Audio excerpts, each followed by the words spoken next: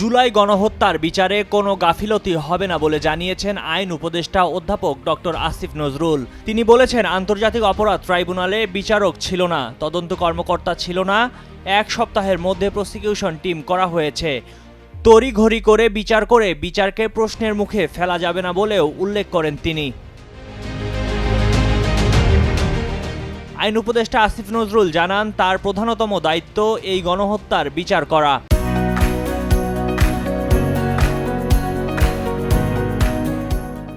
কিন্তু বিচারটা করার সময় গ্রহণযোগ্য মাত্রায় করতে হবে। শনিবার খামারবাড়ি কৃষিবিদ ইনস্টিটিউটে ফোরাম ফর বাংলাদেশ স্টাডিজ আয়োজিত ঐক্য সংস্কার ও নির্বাচন শীর্ষক জাতীয় সংলাপে আইন উপদেষ্টা এসব কথা বলেন। গণ অভ্যুত্থানে উৎখাত হওয়া আওয়ামী লীগ সরকারের সময় গুম, খুন ও জুলাই অভ্যুত্থানে গণহত্যা সহ মানবাধিকার লঙ্ঘনের ঘটনার বিচারে ধীরগতির অভিযোগ উঠেছে। ঐক্য সংস্কার ও নির্বাচন নিয়ে আজ শনিবার ফোরাম ফর বাংলাদেশ স্টাডিজ গুম, খুন থেকে জুলাই গণহত্যা বিচারের চ্যালেঞ্জ শীর্ষক সংলাপে বিষয়টি উঠে আসে। শূন্য হাতে ট্রাইব্যুনালে বিচার কাজ শুরু করতে হয়েছে জানিয়ে আসিফ নজরুল বলেন, সকল সমস্যা কাটিয়ে বিচার কাজ দ্রুতই করা হচ্ছে। গণহত্যার বিচার নিয়ে যাতে কেউ প্রশ্ন তুলতে না পারে সে লক্ষ্যে যৌক্তিকতা বজায় রেখেই বিচার কাজ সম্পন্ন করা হবে।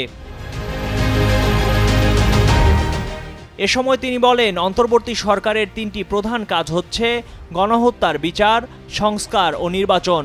আইন উপদেষ্টা হিসেবে তার প্রধান কাজ গণহত্যার বিচার করা বলেও উল্লেখ করেন তিনি।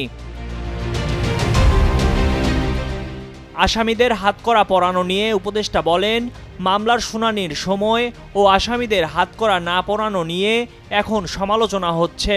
মানবতা বিরোধী অপরাধের বিচারের সময় আসামিদের আইনজীবী যিনি ছিলেন তিনি বলেছিলেন, শুনানির জন্য সে সময় 3 মাস দেওয়া হয়েছিল, এখন শুধু 1 মাস দেওয়া হয়েছে। তখন আসামিদের কাউকে হাতকড়া পরানো হয়নি, এখনও আসামিদের হাতকড়া পরানো হচ্ছে না।